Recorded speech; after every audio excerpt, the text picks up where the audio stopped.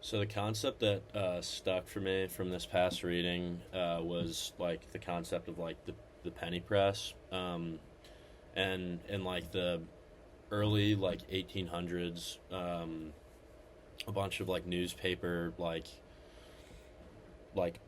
companies like came together to help create like the penny press, and so like the focus of that was like to make papers that were like cheap and like everybody could buy, so that these companies like could make money.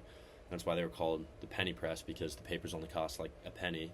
And so these papers started being targeted more towards like everyday readers and like just people who wanted to like know things, and people who wanted to be like in, rather than just like elites and aristocrats. And so rather than focusing the information in these papers on things like that would only be important to elites and aristocrats, they kind of started focusing them more on like things that everybody would find interesting. So like like crime, like scandals, and a lot of like just like human interest stories, I suppose.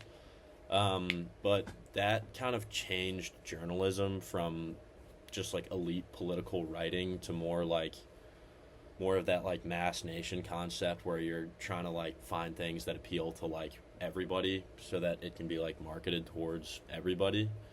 And so then that makes like newspapers become just this like everyday part of life for like regular people. And so then the shift for me was in class when we were doing the whiteboard activity on Wednesday, and we talked about the shift in media users when the printing press started becoming more and more like prominent. And so the penny press, I feel like, is a very good example of like how the media shifted from just serving like the higher ups to serving mass audiences. And I feel like we talked a lot about that in class on Wednesday, and that really helped me kind of like put in perspective when media started becoming like truly accessible.